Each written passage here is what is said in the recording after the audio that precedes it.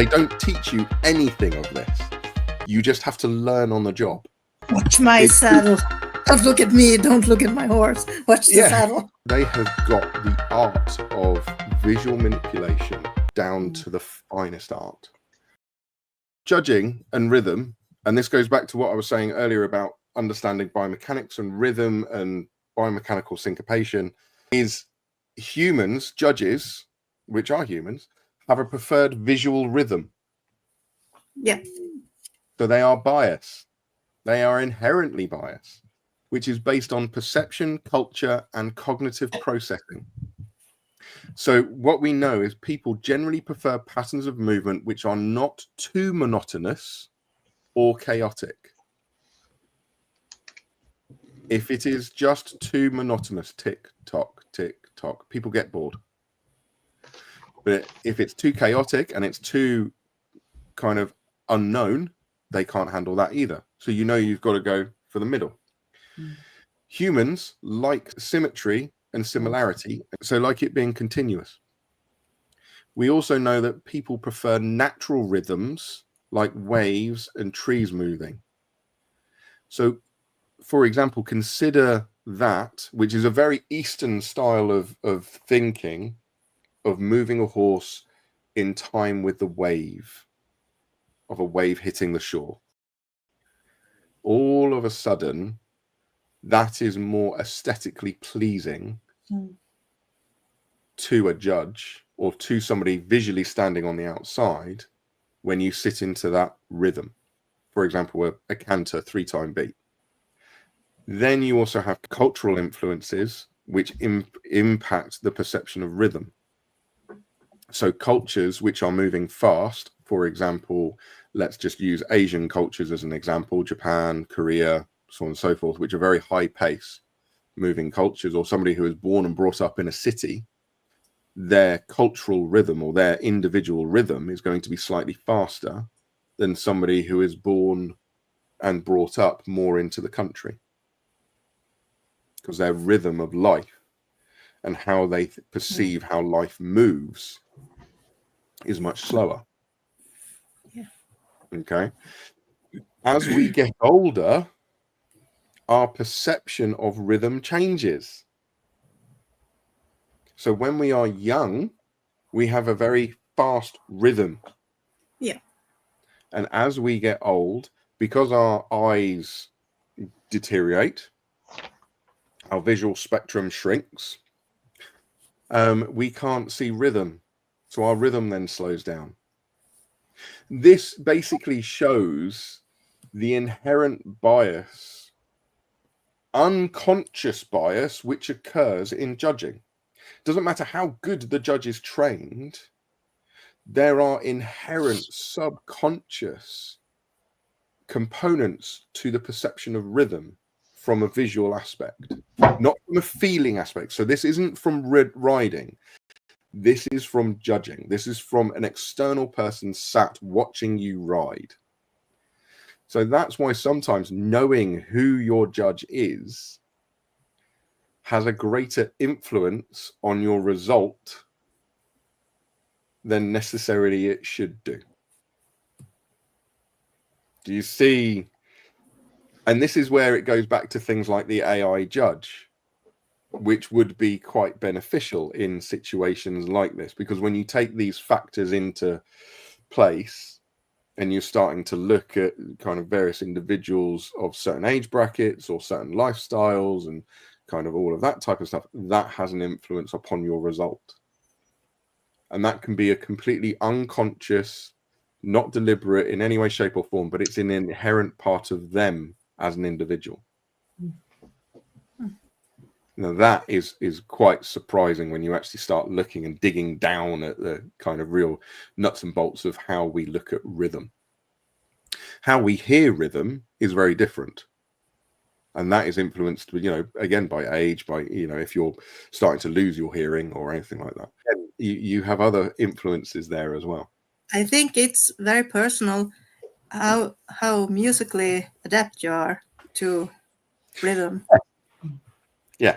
Like me personally, I have a judgment that judges have to be musically orientated. Yeah, I agree. And I think that would also help with judges, because if they're musically orientated or they have a musical influence, then they understand rhythm, and they understand Yes. pitch and tone and frequency, and that's all attributed to the movement of the horse in a multiplicity of Yes. different ways. And if you have a judge who isn't trained like that, or doesn't have that kind of musical influence, and is much more biomechanical in their assessment and whatnot, that can also be advantageous, but it is also a reduction as well, because you're looking at it through a singular lens. So it's I find it fascinating. Going back to my original thing of saying about dressage, is that it's more based on philosophy than actual objective numbers, and it depends on the personal philosophy of the individual, which dictates dressage. And that's also for judging as well. It depends on the personal philosophy of the judge, which dictates how they are going to judge a piece of movement or a piece of dressage. Now, saying all of this, is saddles, and this is my geeky bit, we as saddles and saddle design, we can design certain features into our products to help the horse and the rider achieve better results. And we do this by being very subtle in our designs and quite clever if you actually look at it. So I'm going to use an example, which is the cantle. Okay. Now here, you're just looking at the cantle. Okay. So we've got about 4 or 5 designs, ranging from the really basic design in the top left to a bit of bling, kind of bottom left. You know, bling as in like kind of diamantes and all of that type of stuff. Then you can sell me any saddle. I bling it myself. Yeah. Well, there's a reasons why we do this. So this is where it's quite good fun, is because when you then look at the top right hand corner, we've got the little kind of cross hatch pattern going on. And then you look at the bottom right hand design, and we've got then the little kind of pattern effect and the kind of shaping and scalloping of the cantle. And in the middle, we've got gold piping going across the midline. Now, why is that important? Because when we look at horses' movement, okay, and if you are looking at it as you are a judge and you are looking at how the horse moves, your eye is subconsciously drawn to the cantle, the transition between the horse and the rider. Yeah. If you were to draw a vertical line on the cantle, okay, you are more likely to see the saddle move left and right because your eye is drawn to that line. You've created a visual marker for the judge to basically grade you against. So if your saddle, and the pictures on the left and the right, on the right hand side, top and bottom, they only move, I have only orientated it 5 degrees to the left and 5 degrees to the right. Mm-hmm. But all of a sudden, you can see that quite easily. You can see that tilt. Your eye is drawn to it. So if we then remove the line and we have a sweeping curve, such as onto the top left-hand corner, and you see the saddle move left and right, because you have no central marker, you don't see any bias between the left and the right-hand side move. So we are hiding, if the horse moves asymmetrically, or the rider sits asymmetrically, or the rider moves asymmetrically, we are hiding it because it's a sweeping curve.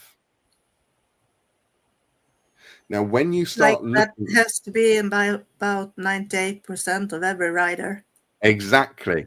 So when you start then producing saddles with, say, the central image here with the gold piping in the middle, that acts as a horizontal marker.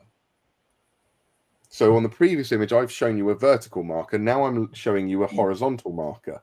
If the horizontal marker then tilts more one way or the other, again, your judge is going to look at that and go, I can see that horse moving asymmetrically. Mm-hmm. So if you're designing products for high performance riding, you basically try and hide and make the back, the cantle, as seamless as possible with minimal markers on it as possible. So it's as bland and as black as anything. The other thing which you can do as a saddler is go the opposite direction, go completely crazy and do cross hatching. Now, the reason why is called cross hatching.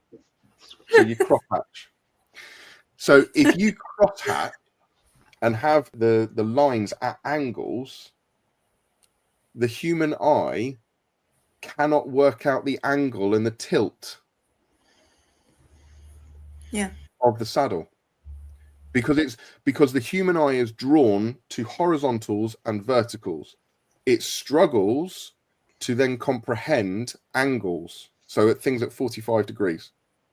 It can't differentiate between a 45 degree and a 40 degree, or a 45 degree and a 50 degree. Mm. So suddenly, if you look at saddles and they have the cross hatching and the lines going across in diagonals, it's a way to confuse the judge, because they can't then work out if the saddle's tilting left or right, dominant. Yeah. Okay. The problem is that the image at the bottom right, because it's got the two flowing leather angles going into the center, what does that do to your eye? It focuses it all into the center. Yeah. Exactly. It draws all of attention. So if you are riding in a saddle which has that, you've got to be having a horse which is moving beautifully symmetrically. It has to, because you're forcing the judge's eye to look at that central point and take a judgment call on how that horse is moving. Yeah. So saddlers, we can do lots of little things, and this is just the cantle. We can do things with the pommel, we can do things with the flap, we can do all sorts of little crazy things to confuse and compound the eye to make you look more balanced than you necessarily are, because it's just visual disturbances. We're trying to smoke and mirrors a bit. So when you start looking at saddles this way, when you look at competition saddles and they're starting to look blank and you're removing emblems and you're trying to hide all of that, is because what you're trying to do is basically remove any kind of visual marker for the judge to look at and go, right, I'm going to use that as your barometer. Is your saddle moving up and down, left and right? Because if it is, then your horse is moving wrong. So we do some very clever things, if you see what I mean. Yeah. It's quite good fun. And this is something which they never teach you in saddlery school, is the most polite way of describing it. They don't teach you anything of this. You just have to learn on the job. I'm quite happy to tell people about it, because it's quite good fun. Yes. When you kind of open up Pandora's box and go, look at all the tricks which we use, which kind of you don't even acknowledge. Because it's like, for example, size of flaps. We look at like pommels, you look at like the flap, the front flap, like the knee roll. All of those types of things are visual connectors to a judge. That's how they're visual markers. So the more you can hide stuff, the more you can obfuscate, you can kind of confuse the eye or kind of hide things. I have a question for you. Yeah. How do you feel about knee rolls and big knee rolls and the difference there? In what way? You know, many riders feel large knee rolls close them in and they can't move, and like it holds you on to the horse and so on. So big knee rolls will lock you in as a rider more. Okay, so they restrict your movement. That in turn means that you're not necessarily going to be using your core muscles as much or as effectively. Okay, because you're then reliant on it on the external block to hold you in position. You're not then using your core and your self-balancing mechanisms within your body to balance yourself. You're reliant on something external. The counter to that is an external block visually holds the rider in a better position. Therefore, they will be judged slightly better. And also, a big block allows us to hide more things with the rider and the horse.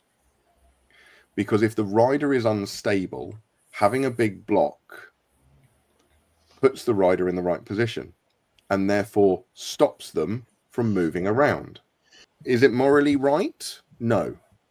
You know, if you should be a good enough rider, you can self-balance. But as what we've discussed, morality and performance are a bit of a grey area. Me personally, I experimented with blocks not only in the front of the thigh, but also at the back of the thigh and underneath, like just kind of between the hamstring and the buttock, to kind of really lock in the rider. And what we noticed was the block at the back was more as a mental kind of tag. It kind of worked to just help the rider kind of go, oh yeah, right, I'm supported subconsciously. It actually didn't do anything, but it just made a mental kind of, oh, I'm supported. And then we even blocked down into the calf. We really went to town with fixing the rider's leg. It was detrimental for the rider in the guise of their positioning and their ability to adapt to move to the horse's movement. But from a judging perspective, they actually got quite good results. Okay, that's surprising. And this is the problem, and this is where I say is that you start using big blocks. It is one of those tricks which saddlers use to obfuscate and help the rider. As I said, like making the cantle really seamless, so there is no visual marker. If you've got a big block, the judge then doesn't look at the skirt. It doesn't look at the pommel. They don't look at that. They suddenly see the big block and they see where the leg is, because you've got the black against the white.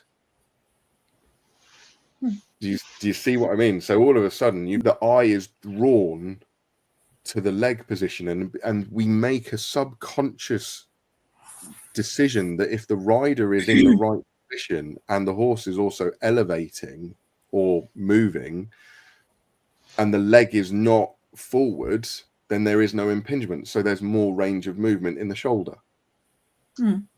Doesn't actually mean that there is, but it's one of these visual tricks which we use.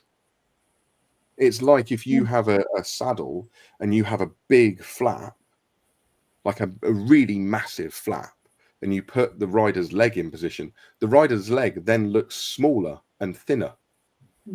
Yes. Whilst if you then have the flap, which is really small, and you can barely see the flap, the rider's leg looks really quite wide and big. Now that has an impact if you're putting a rider on a horse which is 15 hands or 18 hands. Because if you've got a rider which is on a 15-hand horse and it's got a narrow flap or a thin flap, suddenly the leg looks too big. The judge is going to more likely indicate that the rider is too big for the horse. Do you see what I mean? Whilst if we have a 15-hand horse and a big flap, suddenly the rider's leg looks thinner, therefore they're not too big for the horse. It's the same rider, just visually completely, you've just done the aesthetics on it. And that's just on flaps. Yes. You know, and this is the thing, is there's so much which the industry doesn't know what saddlers do to help you and support you in very, very subtle, meaningful ways. It's like how we cut and design the back of the flap. If you notice, like back of flaps, they're not straight. They're contoured, they're Yeah. curved. Yes. Because as soon as you use a straight line on the horse, it's a marker. Because again, humans are drawn to looking at vertical lines and horizontal lines. Yeah. If you have a curve, suddenly the eye can't work out where a straight line is, doesn't know where vertical is. So this is what we do, you know, and I've played around with it so much, which is why everyone gets frustrated with me, because they're like, why haven't you done it yet? And I'm like, because there's so much, you know, we've got to know all the tricks of the trade. Yeah. And, you know, that's why I say is you've got to, all these things saddlers won't tell you. Half the time saddlers don't even know that they do it, because saddlery has been taught that it's been handed down, if you see what I mean. There's no actual explanation of, oh, we do this because of this. The only reason why I know is because I spend a lot of time talking to retired saddlers, really true old boys who are 70, 80, 90 years old, and I geek out with them. I'm just like, tell me everything about saddles. Like, how do you choose leather? How do you do this, that, and the other? And they're the ones who tell me, and kind of like, no, cantles. You were never supposed to put your logo on the back or anything like that, especially in dressage, because your judge will visually see it. And once they say it, you can't not see it. You suddenly go, oh God, yeah, that makes so much sense. Yes. And this is the thing, is this is cantles. You look at pommels, you look at flaps, you look at padding, you look at knee rolls. All of it, you know, there's a reasons why riders, the bigger the knee rolls have got, the more unbalanced riders have become, because they're now dependent on the knee roll to stabilize them. But equally, why are they getting better and better results? And it's because of the aesthetics. It's because we're tricking the eye. And they don't need to work as much. Exactly. Physically. Yeah. Like, as I say, I could do a whole thing on the aesthetics of saddles, like Fibonacci scales, like curves, flows, all of that type of stuff. Because I've had to geek out on it. I've had to sit down and work out like the angle of the cantle and how it flows into the curvature of the flap, and, you know, what kind of curve is aesthetically pleasing, or what is actually going to get the best performance aesthetically for a customer or anything like that. It's very interesting. I've spent hours doing it, and it's all down to visual kind of cues and how you hide stuff and everything like that, even to the type of leather which you choose, like shiny leather, patterned leather, kind of non-pattern leather. Is it matte, or is it, you know, all of these types of things? Where do you want to draw the eye? Where do you want the person to look for? So if you've got a horse with a beautiful extension and a beautiful elevation, in the most polite way possible, you put a beautiful shiny piece of beading or piping near the front, because all of a sudden that flash of shine, that flash of light, draws the eye to that shoulder. Also draws the eye to a horse with a good extension, soft flaps that follows the movement. Exactly. And that's where you come down to the quality of the material. Yeah. And that's what I mean, is you would have like a beautiful, say, for example, like Napa leather front flap, so front part of the flap, not the back part of the flap, but you'd have a beautiful Napa, really soft leather at the front, and then you put in some beautiful kind of shiny piping at the front, like, you know, like pattern leather piping at the front, so you would get that kind of dull matte effect, really soft Napa, so it would be soft and pliable for the shoulder and everything, but then have that pattern piping to really kind of draw the eye. Horse does that beautiful extension, you're going to be getting 8s, 9s, 10s out of it, and that's all because of the visual. You're drawing the eye there, you're not drawing the eye to the back end. Do you see what I mean?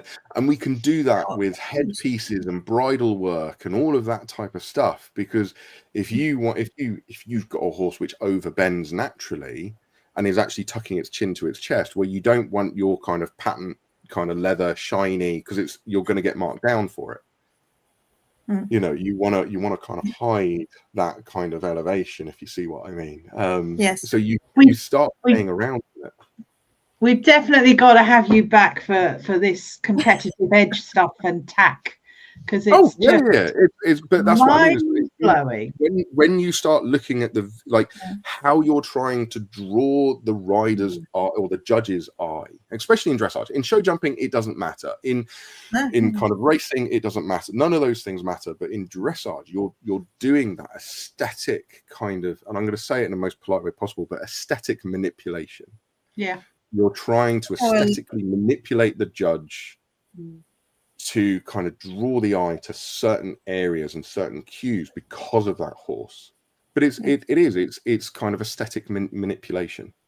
Yes, but it's an aesthetic sport. Yes, it is. That's it. what I mean is you once you delve deep into this, and it's not just biomechanics. Like as I said, I spent years playing around with aesthetics and biomechanics and everything like that. It's truly digging down into, do you want the saddle to draw the eye, or do you want the saddle to disappear in the background? And from purist perspective, and I'm saying this from a purist perspective, is you want the saddle to disappear in the background, and you want the rider and the horse to take center stage. Absolutely correct and true. But if you have a horse which is not necessarily as good as some others out there, then what's wrong with using aesthetic manipulation to draw the eye to certain areas more so than others? It's gamifying the industry. It's gamifying certain things. The showing saddles are very discreet. You'd hardly see them at all. And that's why, so that the horse's shoulders, etc., can be seen. So yeah. But do you see what I mean? Just looking at cantles, when you start introducing bling, when you start introducing designs, how that naturally pulls your eye to certain areas, certain levels, and you can do that willingly, or you can do that not willingly. Depends what you're trying to do. Depends what you're trying to achieve. So it's quite. Watch my saddle. Don't look at me. Don't look at my horse. Watch the saddle. But that's what I mean. There's so much. As I said, I've done so much on like Fibonacci spirals of how to aesthetically, like jumping saddles are more aesthetically pleasing because they follow the Fibonacci flow or Fibonacci spiral than dressage saddles. Yeah. So dressage saddles, because the way they're cut and they have a certain flap shape and various things like that, they are not as aesthetically pleasing when you put them up visually in front of people. When you put like a jumping saddle up or a general purpose, they are more visually kind of pleasing because you have a more well-rounded front flap. You don't have a straight flap. You don't have it kind of cutting off straight. It's much more rounded. And what that does is it follows the Fibonacci spiral so that when it comes into where the center of the skirt is, because it's all flowing to where the skirt is. So if you have a Fibonacci, I should have put it up, but if you have a Fibonacci spiral, starting that's actually how we want our dressage horses to flow. Yeah, the front should be one flow and the back should be one. The back should be another. Yeah.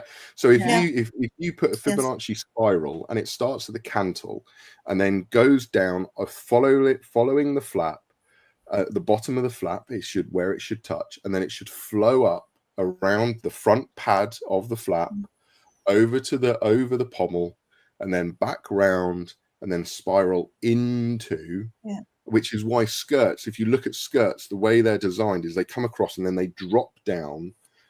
You've got the teardrop shape where your stirrup bar is. So that's where the drop of the skirt then catches the Fibonacci spiral and then comes round and goes round again. That is when you design a saddle which flows with that Fibonacci spiral, that is the most aesthetically pleasing shape, not necessarily color or anything like that, but aesthetically pleasing shape. And some brands use it in the stitching on the flaps. Yeah, exactly. Because again, they're using visual manipulation. Yes. To that point. And we there are companies which do that unbelievably clever. Yeah. But they're so subtle that you get drawn into it, which is why I describe certain saddles as saddle porn. They're beautiful. They are unbelievable to look at. They are works of art. To ride in, horrible. But they have got the art of visual manipulation down to the finest art, which is why still aesthetically they are held up to such high degrees, and they demand a premium because they are visually stunning. Like cars and car design, isn't it, really? Oh God, yes. I've struggled to do saddle design for a year. Like the reasons why a lot of my things have delayed is because there was no course, nobody was willing or able to talk to me about saddle design, so I had to learn all of this. I had to go off and teach myself. I had to go off and do courses in design and aesthetics to then, and there people, my teachers at the time, they were like trying to do clothing and everything, and I'm sat there going, no, saddles. Because I'm that obsessed that I literally sit there and draw it out over and over and over again. And that's what I mean, is none of this is talked about. It's hidden. It's all hidden. But it's all hidden for your advantage as well. And that's the thing, is, it's like anything. No magician wants to tell you their secrets. I'm one of those who's kind of like, yeah, learn everything. Like if I would rather give you that knowledge and give everybody that knowledge so that you're more empowered to kind of understand it and go, right, okay, this is the right thing for me. But yeah, it's great fun. I like so much, so much, because it doesn't stop there. Governance, the position of governance is amazingly difficult. That's my personal opinion. There's no way in hell I would want to be in charge of the business of equestrianism. There's in any way, shape, or form. Although, in a position of power, my only opinion is that you need to have open and clear dialogue with all aspects of the industry. And we need to have things like this, open discourse, open communication with companies, with individuals, and various representatives within the industry. And we need to give, in my personal view, we need to give more people power to vote on what changes need to happen within the industry. So one of the things with me is kind of going, right, with the FEI, with manufacturers of products or anything like that, they need to have industry communication and open dialogue back and forth. The same thing with trainers and riding instructors and riders and performance athletes. You need to have your say, and rather than you being told or dictated to by the industry. Like the amount of times I've seen athletes get really irate and angry because of a new set of rulings which have come in by a governing body. And the problem is that the industry is set up at the moment that it is dictatorial. It's a dictatorship. And what we ideally need is a bit more of a democracy, where we kind of have a bit of a communication and conversation between all parties. Whether that will happen in this industry or whether that will happen in our generation, probably not. But it would be nice to start having that, because otherwise, if we don't do that, my worry is that we will be forced into certain situations. Yeah. And that is where I struggle. But governance, trying to govern this, trying to control this, trying to elevate and emulate and kind of improve the industry as a whole is not going to happen with one singular event. It's not going to happen with one singular change. It needs to be multidisciplinary and multifactorial.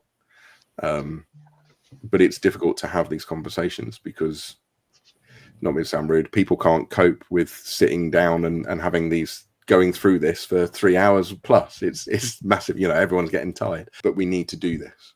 But as I said, overall, in order to change one aspect of the problem will lead to interpretation or over control in that singular field. So you can't change one aspect without it having a corresponding impact and flow onto the next industry and so on and so forth. So yeah, and finally, correcting the industry lies not in the actual change, but rather in the emotional action/reaction. The change isn't as important as the emotional trigger or the emotional aspect of it, because the change has to happen slowly. But the only thing which is going to elicit that change is the emotion and the emotional response to it. Yeah. So that's my thing, really. But yeah. And that is it. I think I've actually done all 30, 40 plus slides. It was monumental. Yes, but you wanted an answer. But I think there's more to rinse out of this yet. There is, because there's a whole section which I did not touch on, which is riding. No, that's okay, because this had to evolve. I just want to make a final point that going back to governance, because of group dynamics, because these governances can have lots and lots of people in there, and the more you have, the more difficult it is to placate them all and please them all.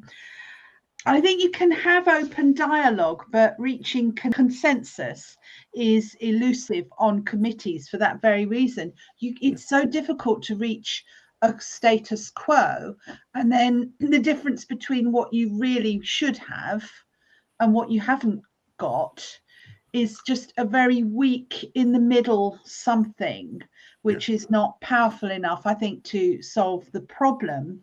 But you got to start somewhere. And I think the more stakeholders, each one of them has an opinion. So therefore, it's just so difficult to reach that consensus. I wanted to just say something about paradigms. Yeah. They last about 50 years. It's a really weird thing. And then it takes one individual to just step out, jump across into another perspective, and then others gradually follow. Yeah. So it's a bit of a nuisance that accepted things are done for about 50 years until somebody stands up and says, I think we should do it differently.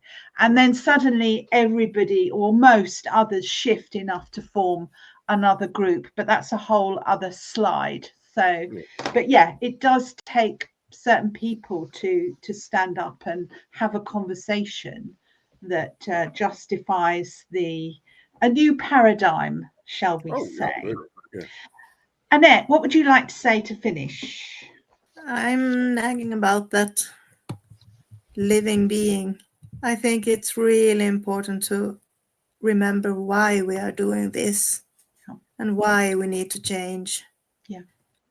And maybe have some effortless connection to that.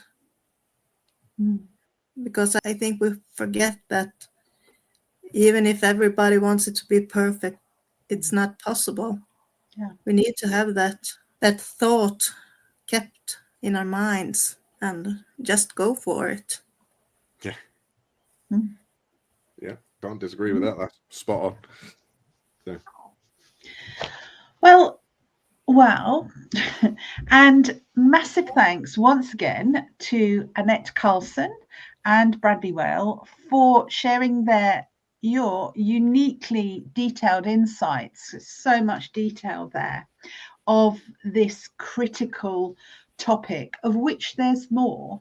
And thank you very much to the viewers who have survived this long. Have survived. Persevered. Personally, I've just found it so highly engaging. So if you're with us, if you're still with us, thank you very much. And all comments are welcome. And we'll see you on the next one.